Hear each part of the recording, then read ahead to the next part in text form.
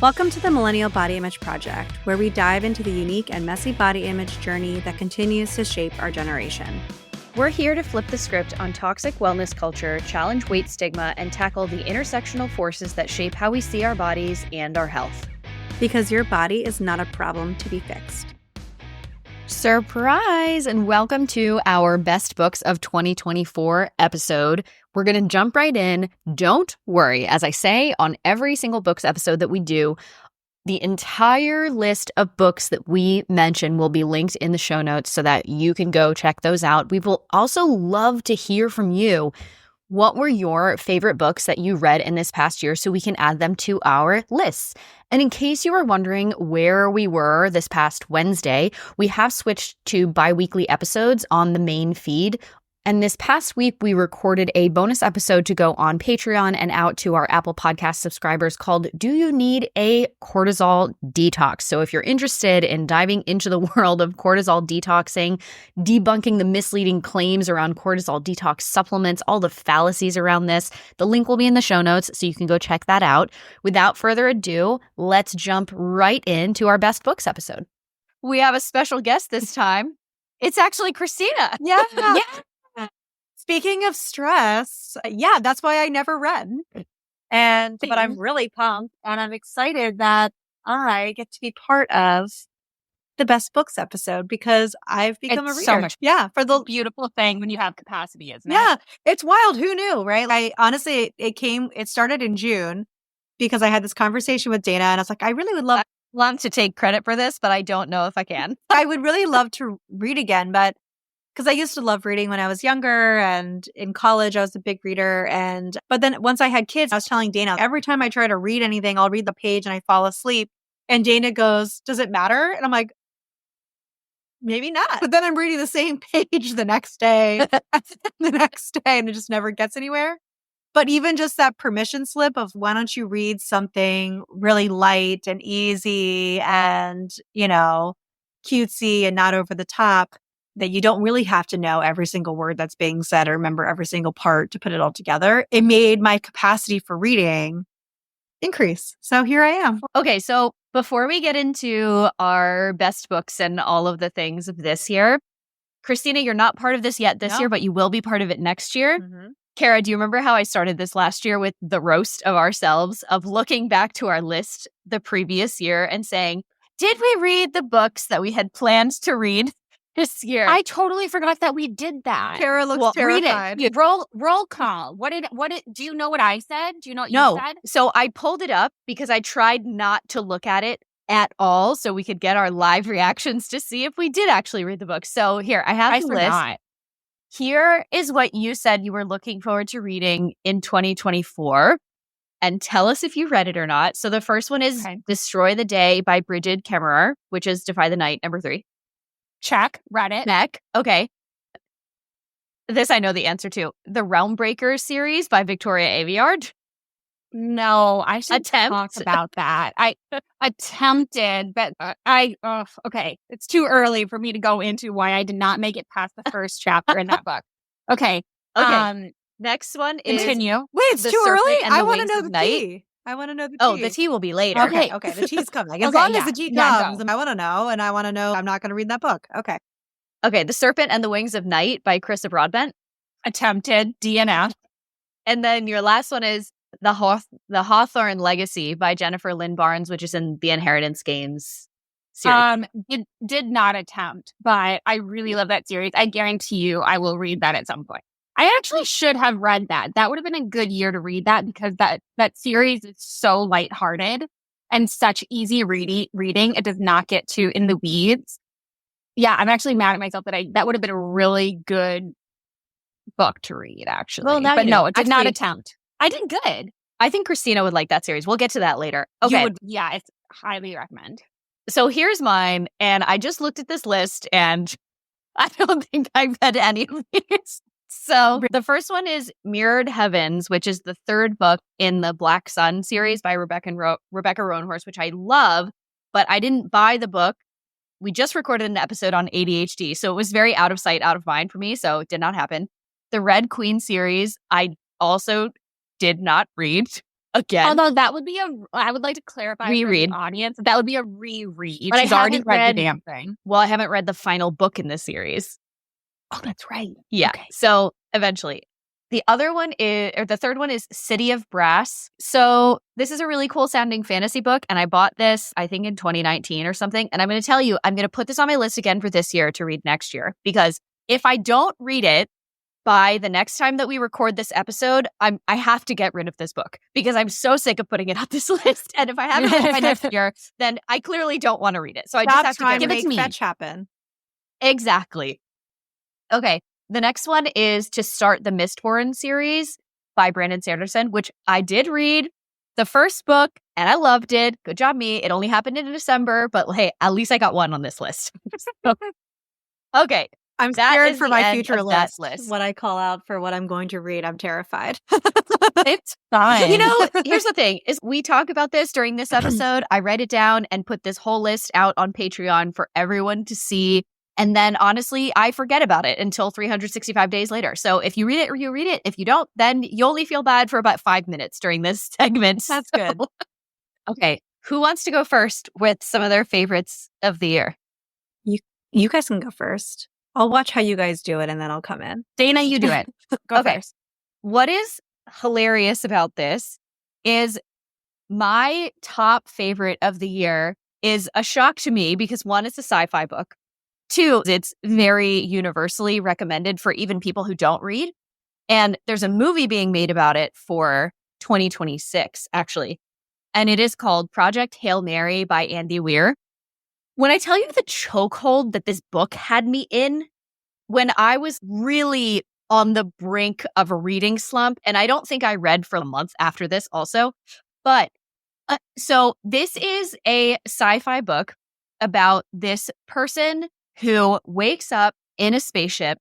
They have no idea what their name is or who they are.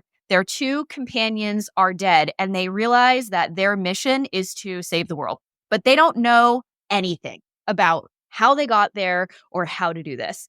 And it was partly, there are some thrilling elements to it, but it's also just such a fucking amazing story. And it's told in two timelines. So as he is getting his memory back, you're seeing the flashbacks that he is getting that led him to this point.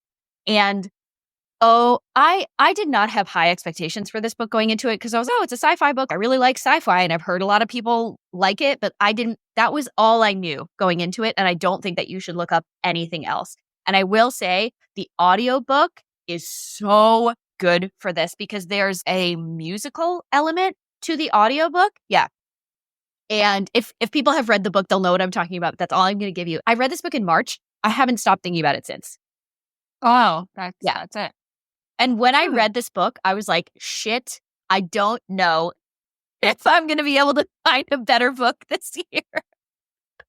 It So sounds that's my like top one. Maze Runner, kind of. A little bit, but it's a little bit less dystopian Yeah. because the reason why he's trying to save the world is something that is very realistic and could happen. So Yeah, I'll just watch Yeah. the movie. But it does kind of remind, but I do like sci-fi movies, so maybe I would like the book. Mhm. Yeah. That's my top one. So my number one, and I have I'm not like Dana where I was like, this is the book of the year. I kind of had several front runners, but I have to say my hero book was Dana's Wedding Present to Me, which is A Fate Inked in Blood by Danielle L. Jensen. She wrote The Bridge Kingdom, which was my favorite series or duology of 2023, maybe 2024, something in there. I love this author. I have not read all of her works, but apparently I think she's written now 10 books. And this was her first New York Times bestseller ever. So a huge deal for her. But what I have read of hers is she's just one of those authors that just has a killer chapter one. Like, it is not, oh, don't worry, it really picks up in the third season. No, it doesn't.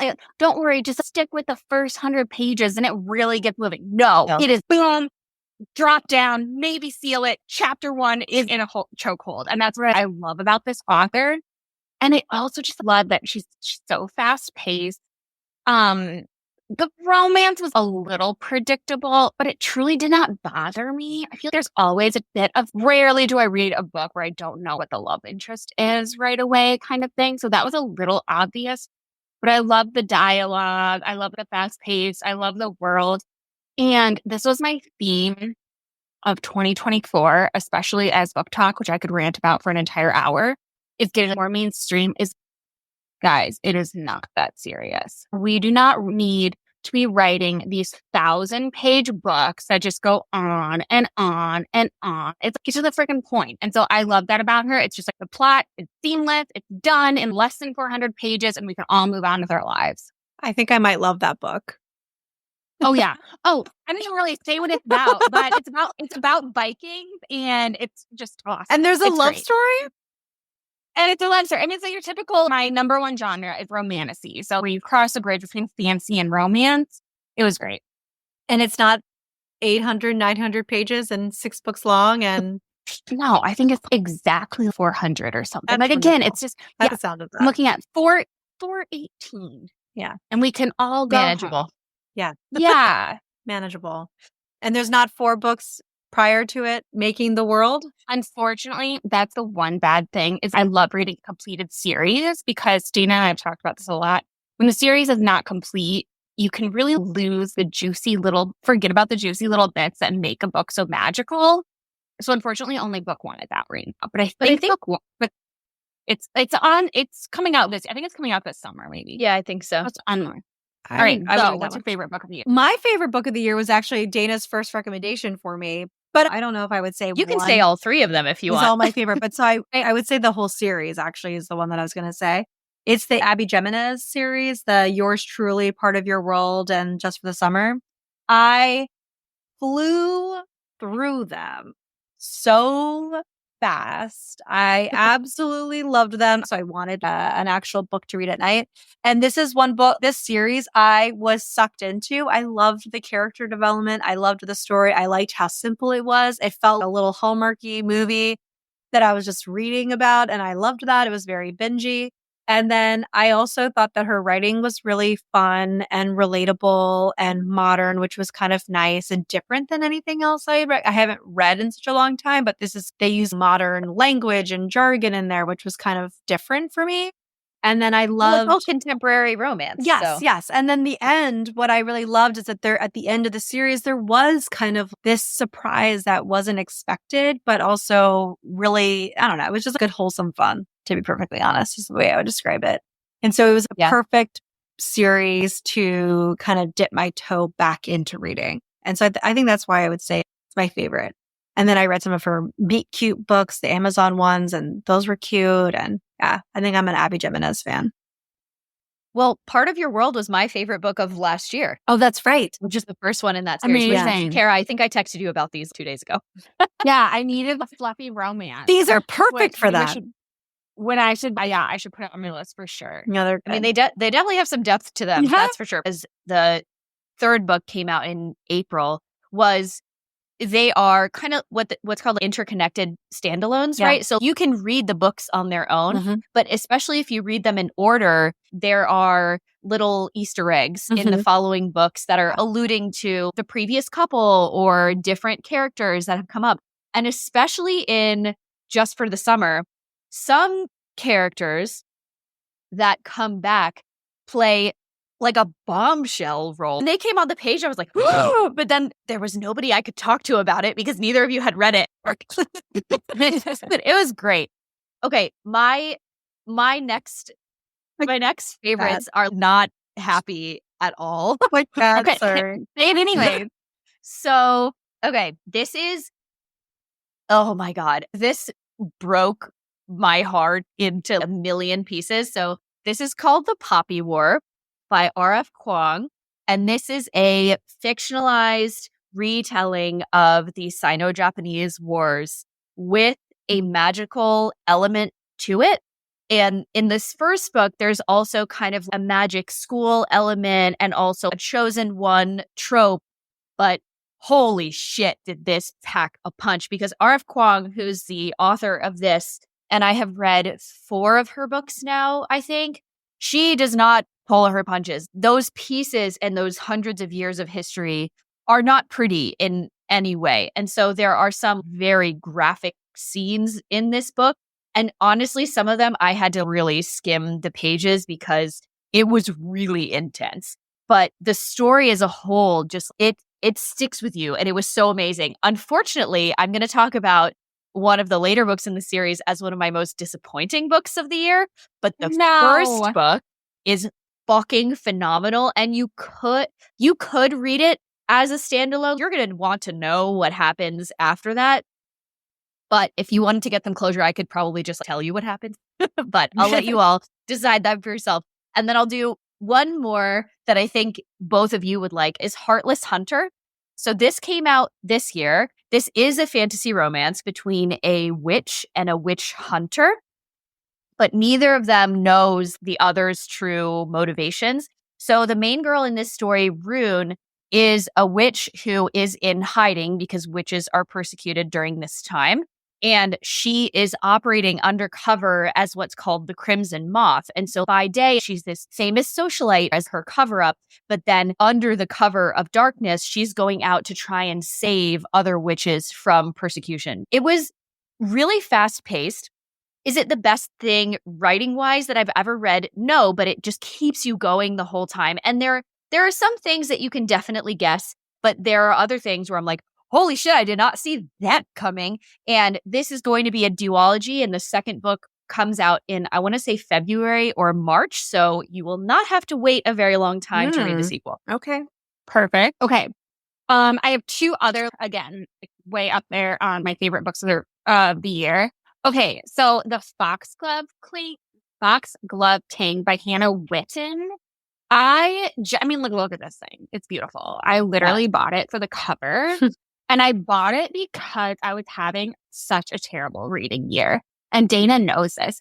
I did not read a book I genuinely loved for the first 5 months of the year. I mean, everything was so mad or just straight up bad.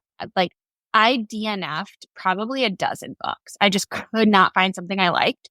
And so I finally was just kind of wandering around a bookstore. I just totally bought it for, the cover. And I just loved it. It's definitely more of a gothic fantasy with a magic system, a death magic system that I thought was very, very original. It's definitely adult fantasy, but it doesn't have as much smut as you would expect. However, I think it's going in that direction. So 2 books are out. 3rd book is coming, and I have no idea what is going to happen in the 3rd book. There's definitely a god and goddess at play here and kind of a god's war going on in the background while these humans on the ground are kind of being treated pawns a little bit. But I loved it. And I genuinely think it is getting more and more difficult to get an original story. Again, which I think was part of my frustration of the year. I was just, oh my God, this was stolen from this and this was stolen from this. And I genuinely felt this was totally original. So loved that. And then, so my 3rd one is The Graham Effect. Christina, I think you would freaking love this. So if you have not been introduced to the Off-Campus series by Elle Kennedy, okay, so Elle Kennedy wrote The Graham Effect. But what gets me about these books is not the romance, it's the bromance. Okay, so they're all standalone. She's now, it started with the Off-Campus, and that was 4 books. And then it changed to Briar U, and that was 4 books. And now Elle Kennedy, The Graham Effect is the first of another 4 books. Okay, and it's a new generation. So the main characters of this book are the parents of the girl cute. in this book. Yeah. But she's starting over because this was an indie book that she self-published and then became Good for her. New York Times bestsellers. And it's Badass. still very well written. Her writing has become so much better. The writing in this compared to this, it's not the same author. So the writing is fantastic. It's very witty, very cute. It's so snappy, but the bromances, oh my God, the guys in these books remind me of my guy friends. So the way this world works is all the men are part of this made up Ivy League hockey team. Okay. So they're all players and they're usually roommates. Okay. And so each book is a standalone. So this is with, the like, hockey a guy. romances that I've been hearing about everywhere? This is So the OG many- oh my of God. hockey romances. Okay, so wait a minute. So like, I've been yeah, this hearing, is like it's really funny. I've been telling this one of my reign- girlfriends that I yeah. wanted to go to a hockey game. This- So look at the way they warm up. Hello. this reigns supreme. This is how hockey or like how Harry Potter reigns supreme for fantasy. This reigns supreme for the hockey romances. All right. And the way these guys talk to each other, the bromance is so wonderful. I had such a good time. All right. I'll have to read that. That sounds fun. I've been hearing about the hockey romances and stuff like that. I'm like, okay, all right, I see you. So I'll have to check it out. Oh, it's awesome. Let's go into some hyped books and whether they were worth it or not. Oh my God. I have a couple of rants. Well, I have one that we both liked, actually. And I think the second book maybe came out this past year, but it's the One Dark Window duology by Rachel Gillig. Speaking of unique magic systems that are not completely overdone. So One Dark Window is the first book and Two Twisted Crowns is the second book. It's just a duology, so it's already done. And this is a gothic, I would say, slightly romantic fantasy. Fantasy is definitely the main part, and there's a small bit of a romance in it. And actually, in the second book, there are two couples. But the really cool thing about this magic system is it's based on similar to tarot cards. So they're called Providence cards. But the thing that I find really, really cool about this magic system is that it's accessible to anybody. If you have the Providence cards, is what they're called, then you get access to that magic. If you don't have Providence cards, then you don't get magic. And so obviously, a big part of this plot is people are trying to collect and kind of hoard these Providence cards, and it takes place in this really corrupt kingdom. And there's a little bit of an attempted plot to overthrow the corruption. But it's also the main girl. My one gripe about this book is the names are fucking weird. Okay. So the main female character, her name is Elspeth. And all of the male characters have tree names. So their last names are based on different species of trees. So there's yew, spindle, I forget, elm, a couple of other ones, but all of the people you have to phonetically spell it out in your head every single time, because otherwise you're just like, blah, blah, blah, blah, blah, like classic fantasy books. But the craziest thing that really got me hooked in the beginning is that this girl, Elspeth Spindle, she had been exposed to this basically plague that was going around this kingdom. And anyone who gets exposed to the plague, they get magic. And so they are persecuted and killed by the kingdom. But she was hidden away by her family and she doesn't display any outward signs of magic at all. So she's able to kind of hide in plain sight. But she has this 500-year-old spirit called the Nightmare living in her head that kind of speaks to her at different times and nobody else can hear it. And then there's really, in the second book, we go into almost a dual timeline of learning more about the Nightmare and why he is still around. And it was definitely was a slow part in the middle of the first book, but wow, I really enjoyed this duology. So this is one of the hyped books on TikTok that I think was worth it. Okay.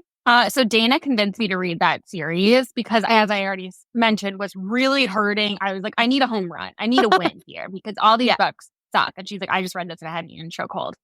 The originality of that book, yes, so awesome, so spectacular. The tree thing was super weird, and I genuinely don't understand. But one thing that was really cool about that book is the extra stuff that's typically included in books, I always skip over. So, in the beginning of the Fourth Wing chapters, how it always has a piece from that like old book in their world or whatever. Christina hasn't read it yet, but she's going to. My friends are getting me in. Yeah, I'm not going to read that shit. Yeah, right. Yeah, like I don't care. I'm just like, whatever. But in this book, they had it's going to sound so lame, but it was so well written and so cool. These mini poems written in there, and they wwere so well worded. And I do not think this is a spoiler to say it because it's pretty much a chapter 1. But there's this recurring theme of the girl, the king, and the monster they became. And it was just so eerie and sexy and awesome. It's on Kindle Unlimited, which is always great. And again, it has substance without overdoing the substance. I will also say about that book 1, I had no idea who the love interest was. Yeah. There was 3 possibilities. Yep. And I was like, I don't know who we're going home with. But I wouldn't go into it expecting a fantasy romance in the sense that the romance is not a big part of the plot. It is second. It's second. Okay, I'll do one more because this one was so hyped and I fucking hated it. It's the Pumpkin Spice Cafe. Yeah. So it was so meandering, so insta-lovey, and just so predictable and fucking annoying, and the smut was so overdone and so cringy.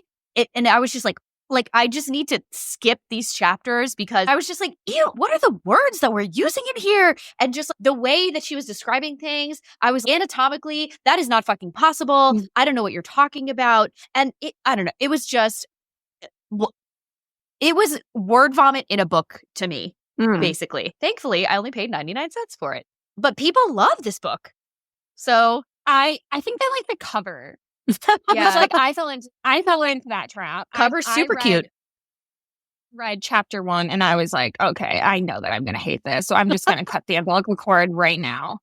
Yeah, I couldn't do it. But like the covers are so cute. So even though I couldn't even stomach one chapter of that, I'm looking because it's all it is cute. It's so cute and so seasonal. All right, do you have any other ones that you want to do, or should I? I have one, but I think you might talk about it anyway. So go ahead. Book talk. Oh my God, we need to sit down and have a real come to Jesus right now about this. Okay, so really hyped book. And okay, I'm going to talk about 2 super hyped books with authors that I love. So these authors both have written series that go under my all-time recs. One, but I was very iffy on both. Okay, so Night House by Leigh Bardugo. Okay, so she wrote Six of Crows, which is one of my all-time favorite series. This book, the premise is awesome. So have you guys heard of these secret societies at Yale? If you watch Gilmore Girls before, they kind of talk about this. So Night House. Okay, so this author, Leigh Bardugo, went to Yale. And so she has now made, what's it called, Dana? When there's the setting is in a real city, but they invent stuff. The way Harry Potter. Urban fantasy. Urban fantasy. Okay, so it's an urban fantasy. So it's like or set low at fantasy, Yale. I guess. Yeah. Low fantasy. So it's set at Yale and real places. But her magic system is each of these houses have their own powers. And so there's 8 houses. Again, in real life, there's 8 houses. But there's a 9th house that is meant to be essentially the policing of all these other houses. They're making sure that no one finds out about the magic. They're making sure that the magic doesn't get out of hand and harm regular people. And they're also just in Harry Potter, how the Prime Minister of the UK really knows that wizards exist. In 9th house, some police officers, some people at Yale do know about the real part of these societies. So very, very cool, sexy premise. My beef with it was so incredibly detailed. I sometimes could not get through a chapter. And I thought it was me. I read this in December when I was writing a very difficult website and I was end of year deadline. So I was like, I just can't focus. Maybe I'm the problem. It was never like, I don't care how this ends. I always cared how it ended. I was always curious, but I was confused. I genuinely just couldn't follow it. Leigh, good God, woman, I get it. You went to Yale. You know about all these places. But she would just be like, and we went down such and such street where so-and-so was buried. I'm like, okay, bro, what does this have to do with the story? The plot itself dragged on. Anyway, okay. So then the second book, also is Victoria Aveyard, which I alluded to at the beginning of this pod, the Realm Breaker series. So Red Queen, series I recommended before, one of my all-time recs, made me start reading again. So I've been waiting forever to read Realm Baker, and I refused to get into it until it was completed. I could not get past the second chapter. And it took me, and I attempted it twice throughout the year.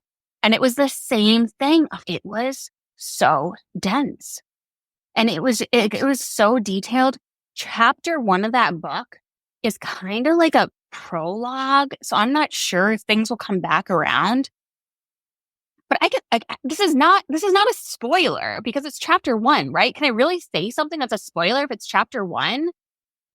She introduces, when authors information bomb you and just you're like, oh my God, this is way too much. I can't remember all these people. She introduces close to 20 characters in the first chapter. And they all die. Yes. And they're all dead by chapter 2. So it's like, why? Why did I need to know their names?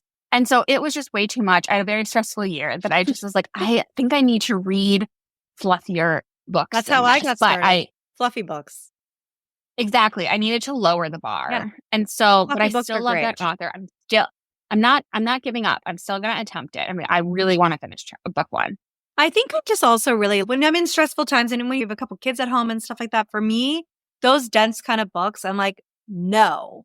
Hard no. I don't want anything to do with you. I want to read fluffy romance books, beach read kind of vibe, Emily Henry type of things. It's easy to read. It's digestible. It's not overwhelming. And I feel sometimes when I try to read the fantasy books, I've been reading the ACOTAR series, that sometimes I'm just like, shut up.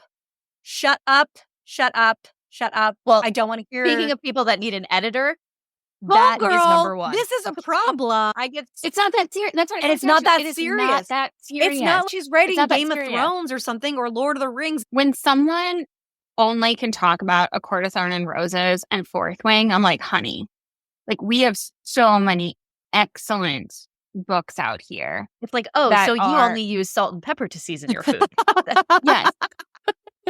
I want to drop this in as an honorable mention since we talked about, again, how Fourth Wing and ACOTAR have become these holy grails of fantasy when they do have a lot of faults. I want to throw in there for anyone listening as an alternative to Fourth Wing. I would like to throw in Fire in the Sky by Sophie Jordan. This will be a series, but only book 1 came out this year. And I read it because of an Instagram ad, which are usually just dumpster fires.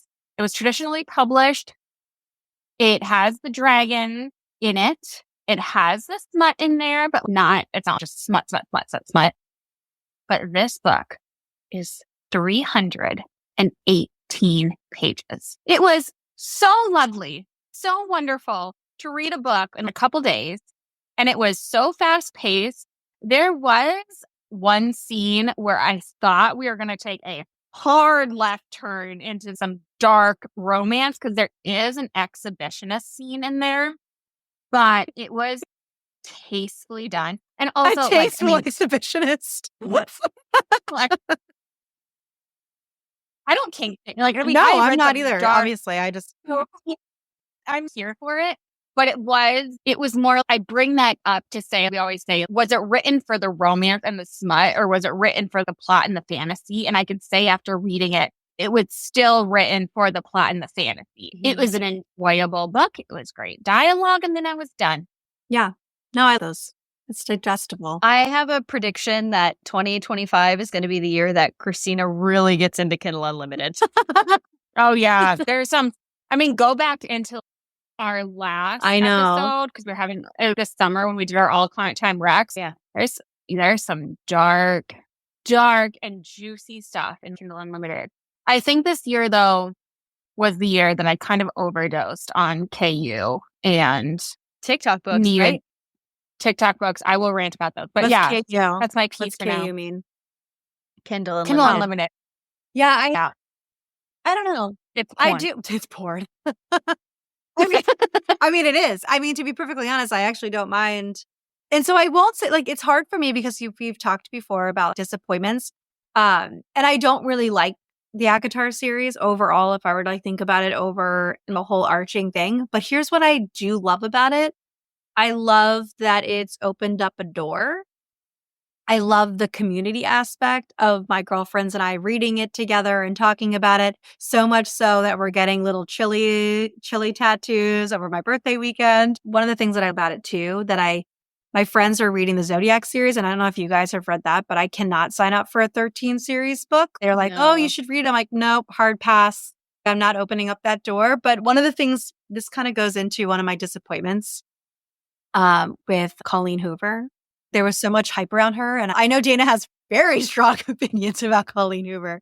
But one of the things that I really like about at least the fantasy books that I've read so far, Sarah J. Maas's, is the men that are in them are grown ass, mature men in the stories. And the women are strong and the men support the women in their strengths and trying to build them up. Not like in Colleen Hoover books. Not like Colleen Hoover. So that was a big thing for me. My mother-in-law recommended that I read It Ends With Us, which has a lot of hype with the movie. That's a whole nother side thing.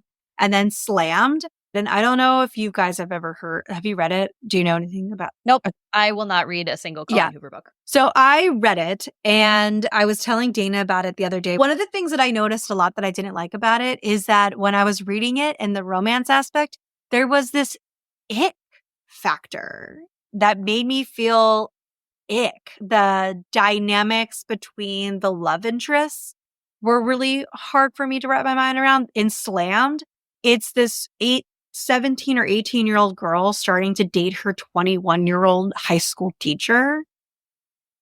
There was nothing overtly inappropriate about it. They waited until they graduated and he changed jobs. They met outside of school and it was a surprise that he happened to be the teacher and all of the things, whatever. I'm sorry. I'm definitely doing spoilers. Sorry. In the book, but I think it's like relevant, I guess, because for me, one of the things, as much as I'll shit on ACOTAR, one of the things that I will say is that I really loved the way that she weaved in the romance of the characters and who they were, and that it was really uplifting and kind of cool to see the men heroes in the story were very much uplifting and respectful throughout every single piece of women, which I thought was really kind of unique and different than other romance novels that I've read before.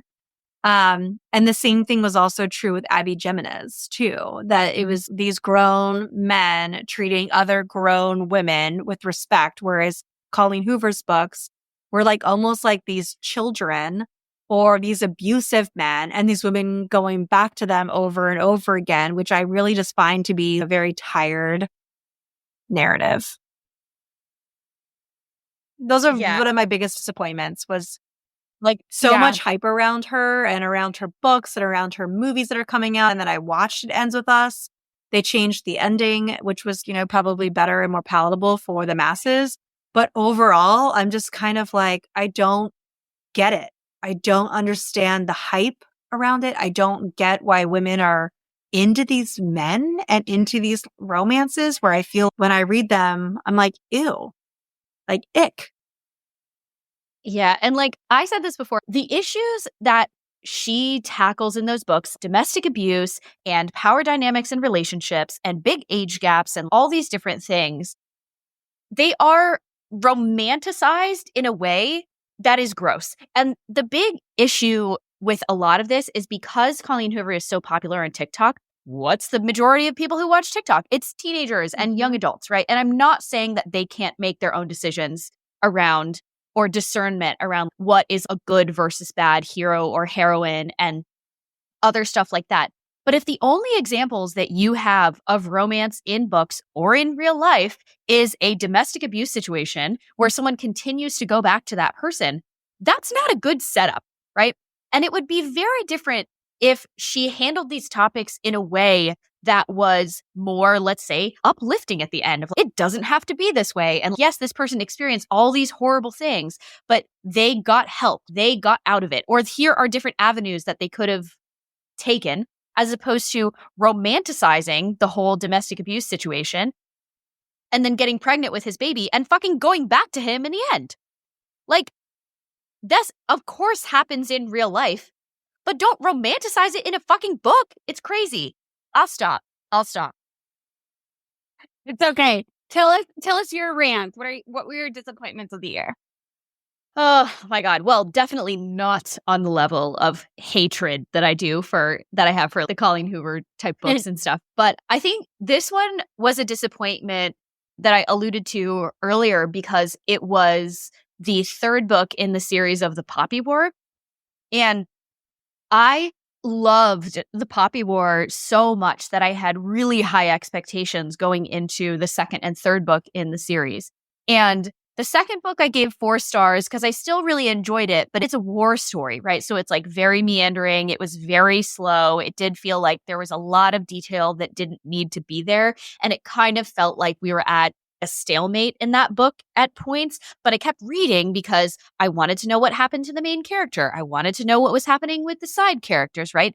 And the ending of the first book is so bombastic, fucking crazy that going into the second book, it was like we were going over a waterfall at the end of the first book, and then we're in a river with no waves, a standstill lake in the second book. That was a drastic pacing change, but sure. And part of it is that you get frustrated over and over and over again with the decisions that the main character is making, but you understand why she is that way. But then in the third book, I was like, okay, this is the end of the trilogy, classic fantasy like arc, right? We're going to start to build in the third book to a big climax, and it's going to be crazy. So my problem with the third book was the pacing for a large chunk of it was the same as the pacing for the second book. And then we're building up to this huge clash of titans type situation, right? The big bads are finally going to be met. We know who's been behind everything and working all the things behind the scenes. And that climax of the book happens at like 60 to 70%. And then the last 30%, well, first of all, it was very anticlimactic. We've been building up to this thing for 3 books.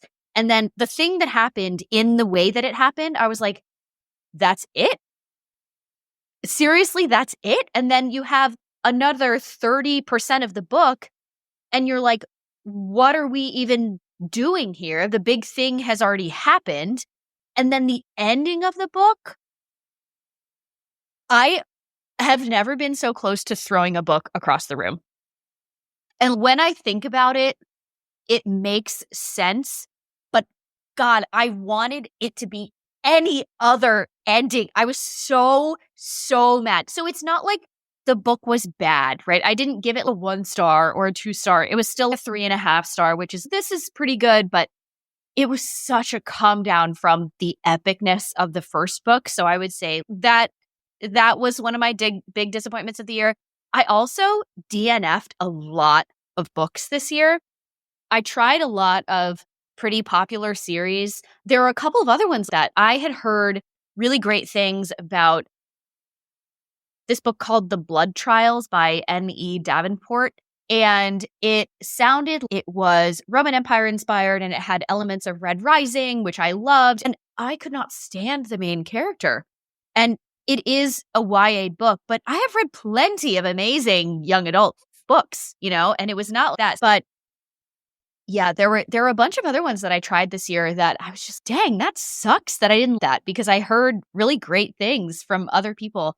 But yeah, I think those are my main disappointments. I do have some surprises if we wanted to get in some positive stuff again. I have one too. There's that Netflix series, The Perfect Couple, that was also like kind of a hyped book too. And it's kind of this beach read meets murder mystery kind of thing. And it's set in Nantucket, which I guess apparently a lot of her books are. But my friend had recommended it, and the Netflix series was coming out. So I was like, hey, I'll read it before I watch the series. Dana, I had the exact same reaction that you did about wanting to throw a book across the room at the end. Because I love mystery. I think that's a part of my goal for this next year is to read more mysteries and suspense books. That's something that I want to get into. But this story, when I was reading it the whole time, man, I cannot wait to find out who did it. What's happening? And then you find out. And I literally said, that's it? Out loud. Like I yelled, that's it? Like that's the end? I was like, this is so unclimactic. And there was no surprise. I was, why wouldn't you bring in an element of, oh shit, I didn't see that coming. It would have been so easy to do that. And it was just really disappointing. So I also think the Netflix series, if you're wondering, it's terrible. Don't watch it. It's boring. They changed all the names. It's not even the same story. It's what is happening. Nicole Kidman is weird in it. It's just everything about it is bad. Don't watch it. The other two that I'm going to talk about is Gothicana Oh, yeah. by, I can't even say this, Runex, which is a totally made up name. No one knows who this person is at all. And The Serpent and the Wings of Night by Carissa Broadbent. Finished the first, did not finish the second. Both of these books have become so popular. I saw them in Target, but they started on KU. Gothicana. Okay, so you're talking about, why did they throw a curveball in there? Imagine reading a book, that murder mystery, and not even finding out who the murderer is. And that is Gothicana. It blew my mind. It was supposed to be a gothic romance fantasy, and things are just never explained. That's wild. And I was like, oh. And then I was like, I finished it and I was like, huh? Like, I was so baffled. The whole book was terrible. I can't believe that I got through it. It was so insta-lovey. I hated the main guy. It was so gross. Also, professor-student relationship. I was like, reading this whole thing, it has to get better, right? And I'm like, oh, okay, well, everything will get explained in book 2, right? And I looked it up and it's a standalone book. What? Oh, God. Like it's finished. Big things were like never explained. There's this whole thing where for a whole century, every 5 years, there's this ball and someone dies at the ball. You find out at the most recent ball who killed somebody. But at the 95 other balls, why is this happening for like a million years? You never find that out. It's just never explained. You're like, okay, sure. Okay, whatever. That's weird. But Gothicana, The Serpent and the Wings of Night, I read 50%. Again, just being like, it has to get better. It has to get better. I didn't know what the plot was. I seriously was like, what are we doing here? It was just like words on a page. I just never understood it. I never understood the romance at all. I could not even tell you the name of a single character in this book. It was so forgettable. I can't tell you what the plot was. I have no idea. I think it was a game or something, or a trials or something. I have no idea. I think it's sort of a bat boy kind of person, but I'm only saying that because it's literally called The Serpent and the Wings of Night. Maybe he was a vampire. See, I know nothing about this book and I read half of it. So yeah, absolutely terrible. Not only were they disappointments, I am baffled that they are popular. Yeah. Oh my God. Okay, let's lean into some positivity before we wrap this up. But you go, Christina. No, speaking of Kindle Unlimited, I have surprisingly cute ones that I would say that were good, and you read it and you're like, oh, she's cute. Okay. And then you kind of move on. But it's all part of the one night I was in between books and I was waiting for my next book to arrive. So I opened up Kindle Unlimited and I went into the Improbable Meet Cute short stories, like from Kindle Unlimited. And there were some from Christina Lauren, Abby Jimenez had one, Emily Henry had one. They were only less than 100 pages. Every single one of them were just really short little stories. And they were really easy to read. They were very digestible, but they were cute in that they only led up to how the romance happened. Like, how did they meet each other? And then how did it kind of come together in these cute little endings or whatever? So I will say, if you have a rainy day and you have nothing to do, those are really cute little books to just kind of fly through that are very easy, very cute to read, very sweet. Those are good ones. They surprised me. One that completely took me for a loop because I never would have expected to enjoy this book. So this book is called Half a Soul by Olivia Atwater. And it is a fantasy Regency romance, actually, which I didn't watch Bridgerton. I'm not a big Regency romance person, but this was just so lighthearted and funny and a little bit whimsy, but a little bit dark at the same time at different parts of the book. So the premise is basically there is this girl who, when she was young, I think she was stolen away by a fairy or something like that. And this isn't fae, this is dark fairies from fairy tales. And it took half of her soul. So she does not have a great emotional awareness or the ability to feel different emotions. So at the beginning of the book, she is entering into society in London, which you can imagine is a little bit of a conundrum because she doesn't notice social cues. She doesn't really feel emotions or anything. So people just think that she's very mean and very straightforward, but she's like, I don't know what happiness is.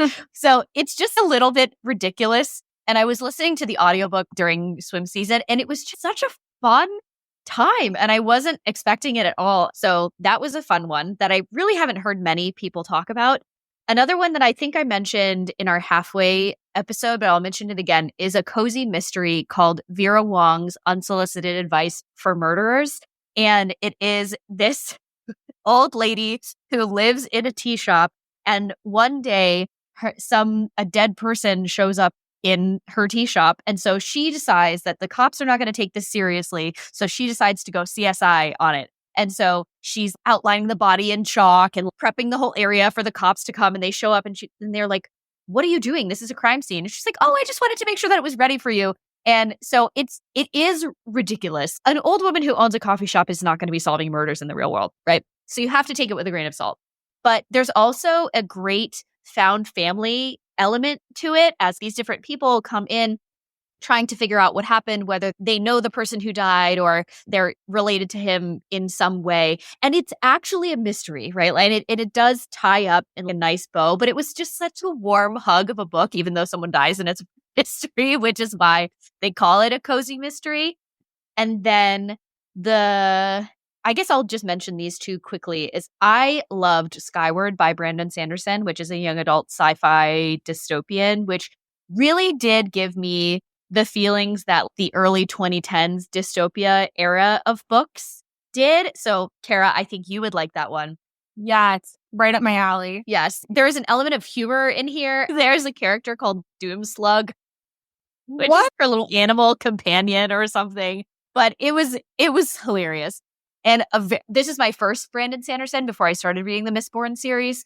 And just the writing just sucks you in. It's just a good time. And it's taking place in space, and humanity has been basically sheltered to this one planet that is very barren, and they live underground because there's this alien species called the Krell that break through the atmosphere and shoot down anything that they can see, which is preventing any expansion of humanity. So the main character, Spencer, wants to train to be a pilot to help fight this like invading alien force, even though her father 10 years ago or something was one of the star pilots, and then he turned traitor and shot down his own forces, and no one knows why. But so her family have been branded as traitors, but so there's a little bit of a school element to it, and there's like trials and stuff. So if you like that element of things, then there's a little bit of, is this a government conspiracy or are they not telling us everything? And this has the classic fantasy style things explode in amazing fashion at the end of it, but it didn't feel slow at any point during the book. So I would recommend that.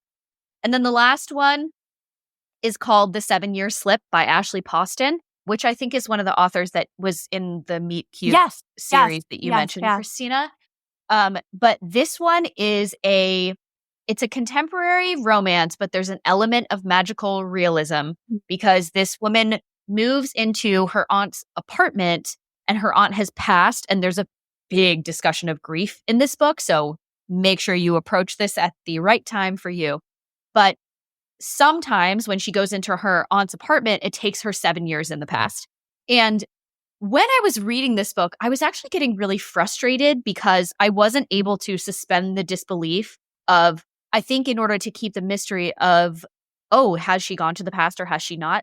There wasn't any chapter title of, 7 years in the past. So sometimes in the beginning of the chapter, I was like, well, are we in the present or are we in the past? I don't get it, right? And for the first half of the book, I could not get past it. But the interesting thing is she, in the past, meets the love interest, but it's not, is she in love with the guy in the past or is she in love with the guy in the future? Because it's the same person.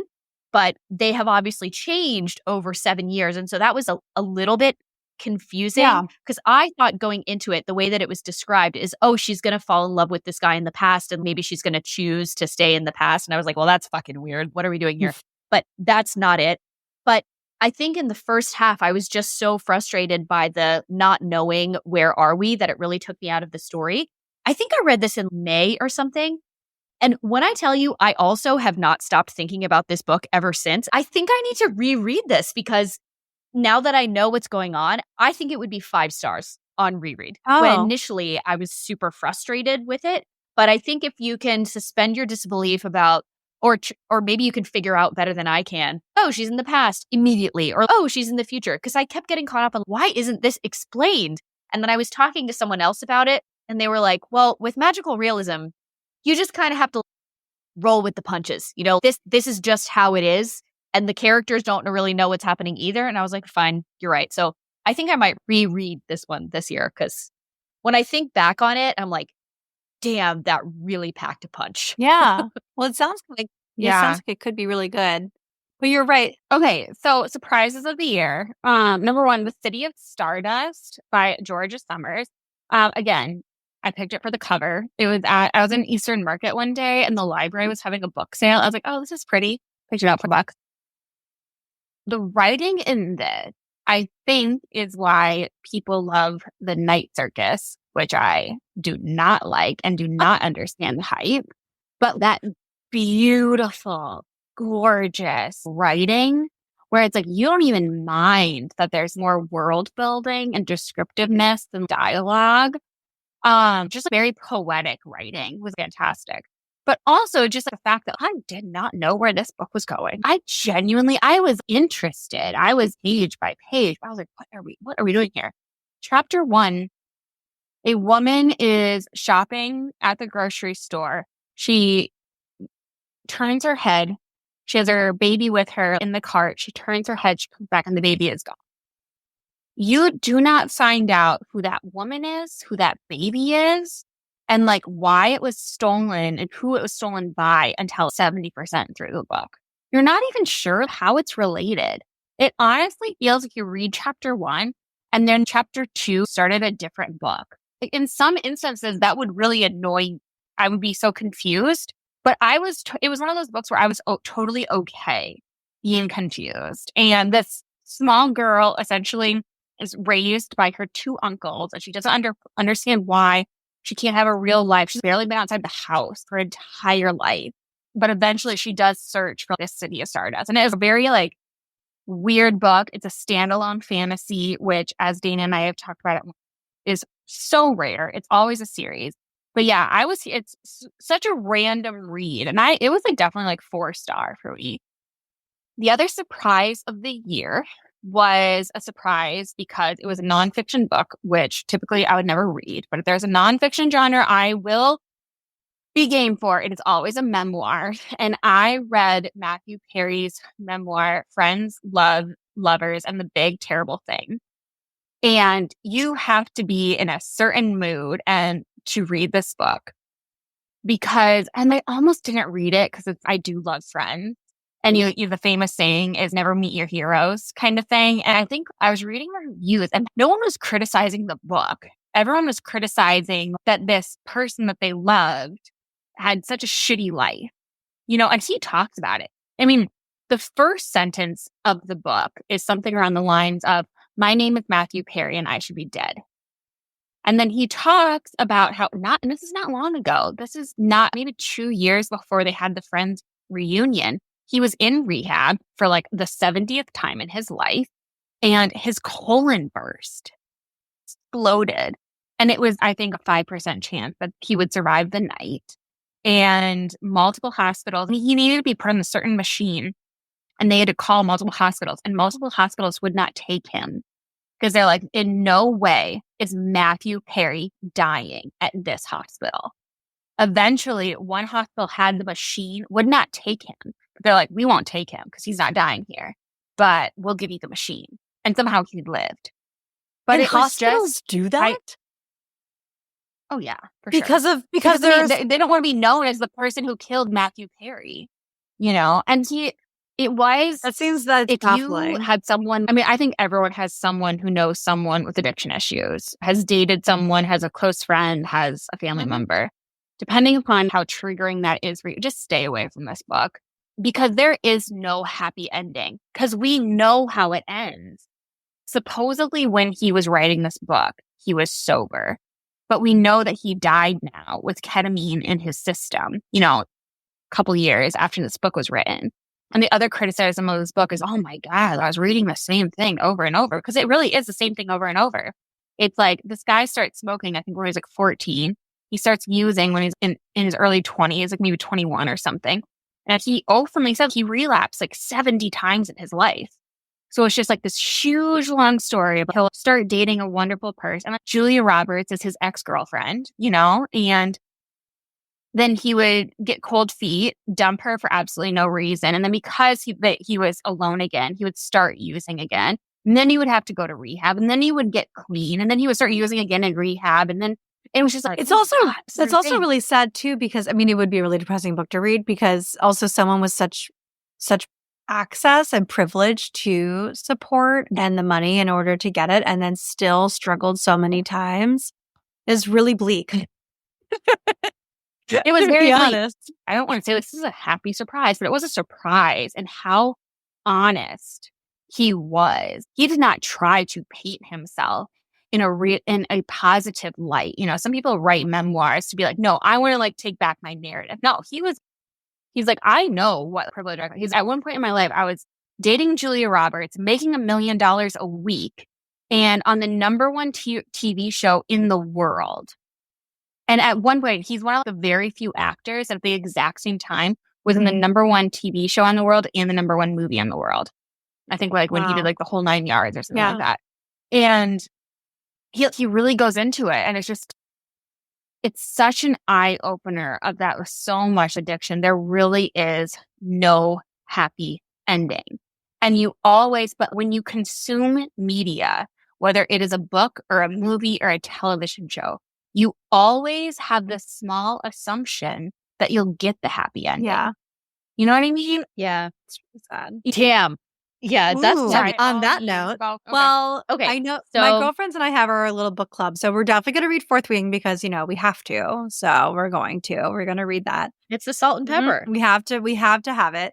So we're going to read that. They've been waiting for me.